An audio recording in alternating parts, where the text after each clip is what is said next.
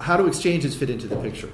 Well, if a state creates a health insurance exchange to comply with Obamacare, to implement the law, what you're effectively doing is you're lending legitimacy to the law. You are saying you're signing off on it. You're saying we're going to be part of this process. We're going to be part of this law, even if we think it is harmful or even unconstitutional. And you are going to be creating an agency that that owes its existence and whose employees owe their power and their paychecks to Obamacare. And as you know, if you're in state government, if you see how state agencies behave, they are advocates first and foremost for themselves, for their own budgets. They believe that they're going to do a lot of good, but their first goal is self-preservation. And so if you created an Obamacare compliant exchange, then what you're doing is you're essentially creating a lobbying outfit that is going to lobby for the preservation of this law. So if you oppose Obamacare, creating an Obamacare compliant exchange is shooting yourself in the foot. If you want to get rid of the law, that's the last thing you want to do. In fact, what you want to do is vigorously oppose efforts to implement Obamacare.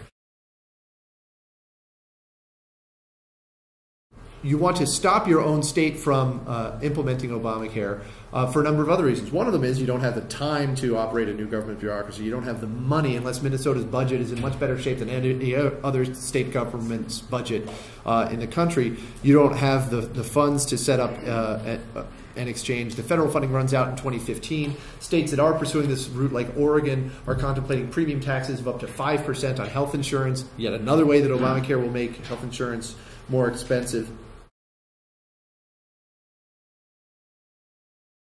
There are other reasons not to create the exchange, and not just symbolic reasons, for striking a blow against the law. They're going to have a hard time implementing this law if states don't create exchanges. Why is that? Well, it was recently revealed, it was unbeknownst to a lot of people, but recently revealed by Politico, that there are actually no funds in Obamacare for the federal government to create exchanges. They moved the office in charge of that into the Medicare and Medicaid office so they could siphon off money from Medicare and Medicaid in order to do this. It's easier to move money around over there because the agency is just sloshing. The money is sloshing all over the place. But they don't have the money, and so it is a political challenge for them even to come up with the money to run their own federal exchanges. That's why they've been begging states to create these exchanges. But there's another reason they're begging states to create these exchanges, which is this. When Obamacare forces insurance companies to charge healthy and sick people the same, that's going to increase premiums for the healthy people, say from $5,000 to $10,000 or something like that. Actually, one of the law's biggest proponents looked at Wisconsin's market and found that 90% of the people in Wisconsin's individual market will see their premiums go up by an average of 41%. 9 out of 10 people will see their premiums go up by that much. In Ohio, there's a Milliman study that showed that some individuals and small employers would see their premiums go up by over 100%, so more than double. But Obamacare includes subsidies that are supposed to hide the cost of that already hidden tax in the premiums.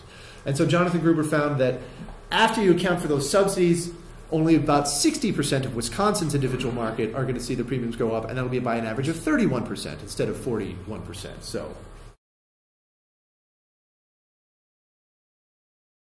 if you read the law, and no one really read it before they passed it, but we've been reading it since, you'll notice that they only have the authority to offer those premium assistance subsidies or tax credits in a state-run exchange.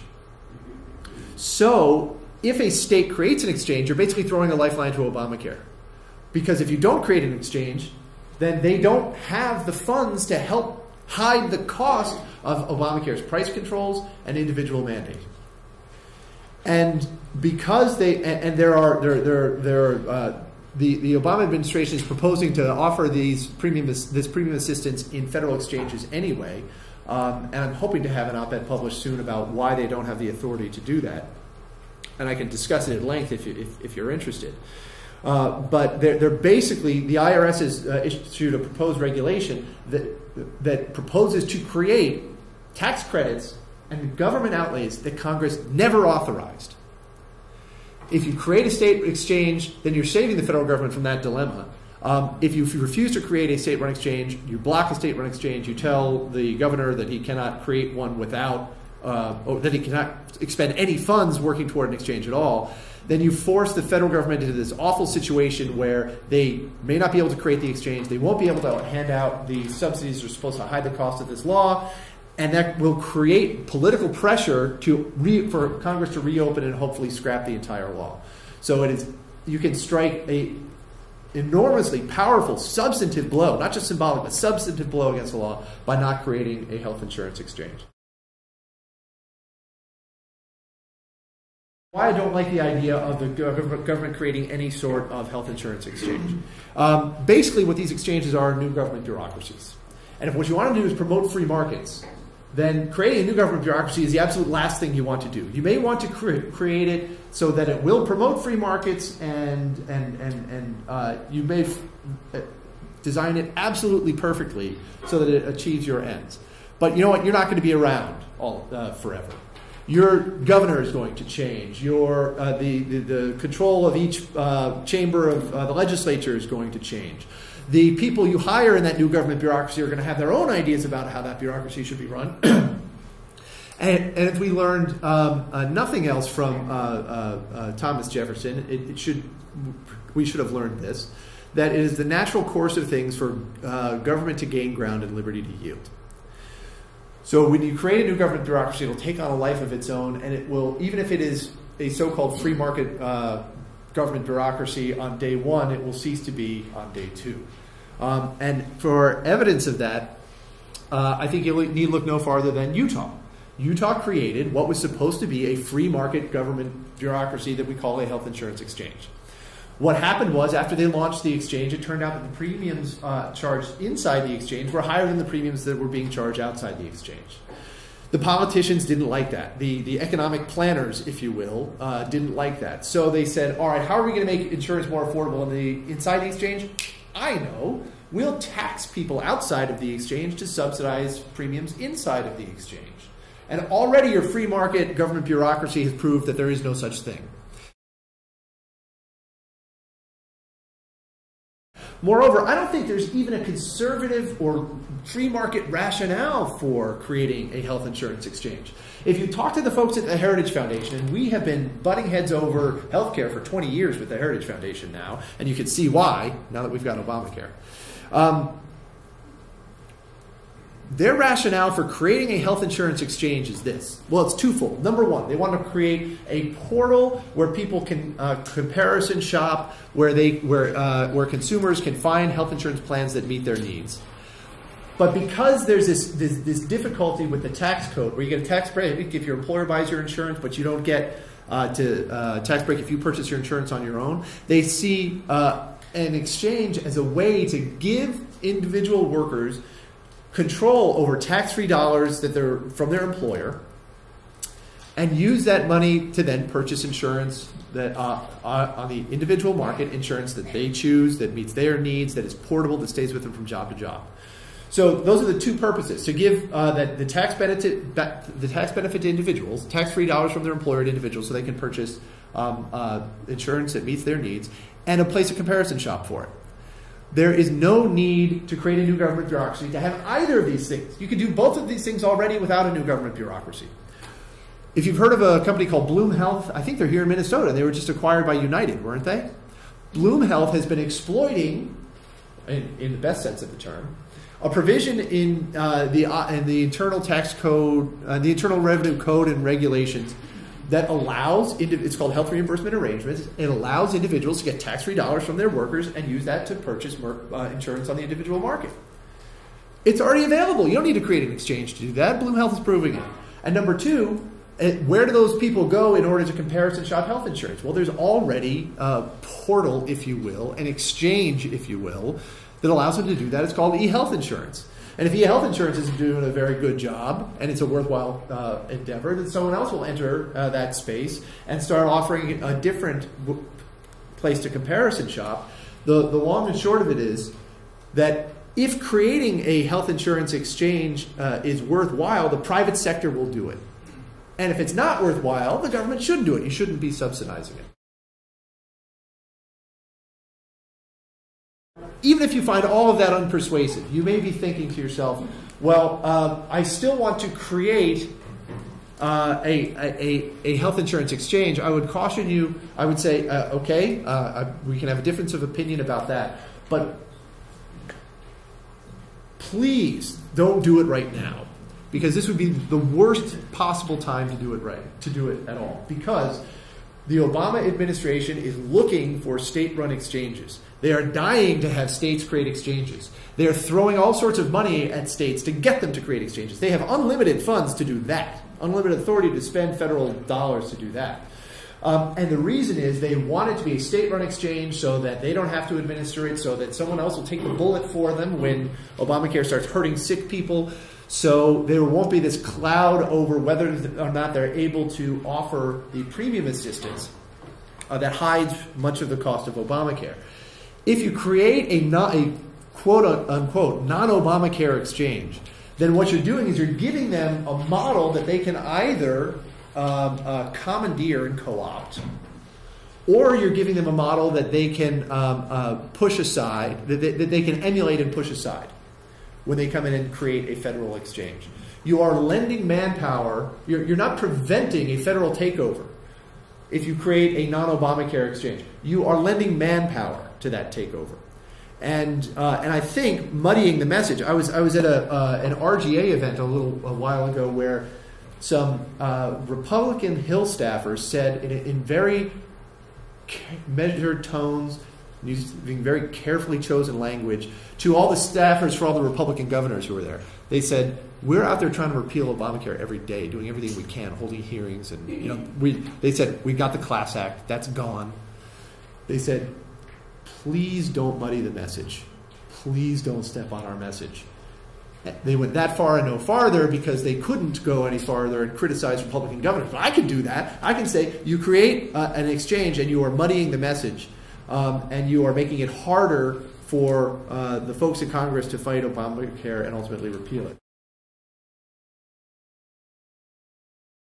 The question of whether creating a state-run Obamacare-compliant exchange preserves any power for the state. I realize I'm talking to some Republicans and conservatives. What I'm asking you to do is a very counterintuitive thing. The administration is giving you a chance to run something yourself. And the fallback, by the way, it's not a mandate. You're not mandated to do this, but they're giving you the option of creating an exchange that you would run yourself. And the fallback is that the federal government will run it. And what I'm asking you to do is don't do it yourself. Let the federal government do it. And I understand why that's counterintuitive. And the biggest, the most persuasive argument among opponents of Obamacare as to why they should nevertheless create an Obamacare exchange is it will allow you to maintain some control. And I want to tell you that is false. It's not going to allow you it's not going to preserve any state control, because any state control is already lost. If you want to know, if you want proof of that, just listen to the people who are talking about creating a state-run exchange to preserve some state autonomy. They will say, once our exchange is approved, we will get authority from the federal government too. We will get sign-off from the federal government on. The federal government will allow us to. The power has already shifted from the states to the federal government. If you create a state-run exchange, you're not enhancing your authority. You're not preserving any state autonomy. All you're doing is lending manpower to a federal takeover that has already happened. There is one benefit, I think, for state officials. It is that you will be able to give out jobs to the people who will be administering all the federal rules that will be coming down through Obamacare. It's a benefit to state officials. If they get to do that, patronage, it's important.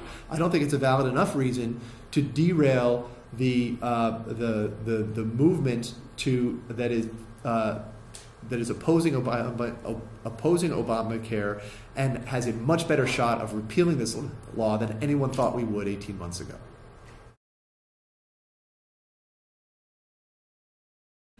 Those who say we need to create a state-run exchange, perhaps your governor would say this, will say we need to retain some autonomy. I challenge anyone who says that to name any horrible thing that the federal government could do if they ran the exchange that they couldn't also do by regulation if you run the exchange and by forcing you to do their dirty work for them. So there's really nothing you can do to stop the federal government short of joining the lawsuits and getting part of the law overturned, unless you repeal the law, and fighting the exchanges is an important component of that. The law says that a state shall create an exchange. But the problem is they can't take you to court and force you to do that, because that would be a commandeering of the states that would be unconstitutional, and they knew it would be unconstitutional. And so they left the shall in there, but there's nothing they could do to force you. There's no mandate for you to do this. The only thing that happens is the federal government sets it up instead. And they implement their own rules instead of you implementing their rules. There are no penalties. There's nothing. I have to say, if you're a Republican, if you're a free marketeer, you know that government doesn't create markets. Government messes them up. Government destroys them. So the idea that we have to have government create an exchange, when there's already an exchange, as did you mention this, Bloom Health, I think, with 20 states involved in an exchange. And I can't remember exactly who said it. Maybe it was Cheryl, maybe it was you. But one of you said that an exchange, or that the problem with e-health was it was just a shopping tool. Now the exchange has been sold to Republicans around the state as a place to go shopping. But apparently that's not exactly what the exchange is. It's more than a shopping tool, because the shopping tool isn't good enough. Those who want to run it, like B. Swift, want to do all the administration, share all the data, all the things that the Obama administration says an exchange has to do, to regularly track the people and share it with the government. And when I think about the history of this piece of this issue, this health insurance exchange in this state, I think about the fact that Pawlenty wanted to put it in 2007, 2008, and all the insurance agents rose up against it because they saw it for the single seller system that it would be, and they saw that their jobs were going to be damaged. And so we managed to defeat it with the help of the health insurance agents in 2007 and in 2008. But now that Obamacare has come, it's been accepted that there's no other way. They don't see the possibility for the state to stand up. They put language in which says that the insurance agents get to be the only navigators allowed in the state, so that they can hopefully undo what Obamacare says. And so essentially having accepted Obamacare and just saying that as a state we must move forward, comply with Obamacare, as one person in Wisconsin told me who was thinking about going the direction of Obamacare, he said, you know, we've got to cooperate to get control. And I thought, well, you've already lost control if you think you have to cooperate. So states can either stand strong and be something that everybody can rally around, and they can hold up their constituents' rights against an unconstitutional law, against a law that is not settled law in this land, against a law that is wrong. And we can be happy. We can be very happy for some of those who looked at the law of the land, like slavery, the Boston Tea Party. They didn't really like the tea, right? Tax. You know, we can be very happy for those who stood up and said, law of the land, so what? This is wrong. And so we do not believe that the state of Minnesota should go anywhere near Obamacare, should stand up against it, should stand up for its citizens. And we do not believe that any exchange that requires a law is anything but a government exchange. So this is all, there are no state exchanges, there are just federal exchanges. It's here to try and get around Obamacare, but by cooperating, you're complying. And so we will stand strong against it. We do not believe it's free market, it's not Republican, it's big government, and it's complicity with the Obamacare administration. Obamacare is socialized medicine. You can hang the label private on it because we're letting private insurers administer this, but the government is compelling you to purchase health insurance, compelling you to participate in this insurance scheme. It's dictating the content of the health insurance products that you're going to have to purchase. It is dictating the prices for the health insurance that you're going to have to purchase. It is heavily subsidizing the health insurance that most Americans are going to be purchasing. And so there's this one thread of the conversation that says, oh, well, you know what, we can make that a little more free market if we, you know, join in and try to reshape the exchange, where all of these rules are going to be executed, not written, executed. They're written in Washington. So if you think that that's consistent with the free market principles of the Republican Party, I'm afraid I can't help you. There's another thread of the conversation that says we should create an exchange that is different from an Obamacare exchange, something that is free market. Again, if you think that the idea of creating a new government bureaucracy is consistent with the free market principles of the Republican Party, I can't help you. As soon as someone mentions creating a new government bureaucracy, for free market advocates, the conversation should stop right there. That's it. It's not free market if you're creating a new bureaucracy. And it's not free market if you're trying to make socialized medicine a little free market-er by having different people implement the rules. It is socialized medicine, and the only question is, are we going to stop it, or are we going to be complicit in enacting? I've laid out 3 options that states could do. Deregulating insurance, clinicians, and medical malpractice reform. There are positive things that states can do to stop health insurance exchanges from taking hold on their own home turf. And if you're going to lose, if you're going to have the governor veto it anyway, why not have the governor veto something that's actually that's standing up for free markets instead of creating a new government bureaucracy?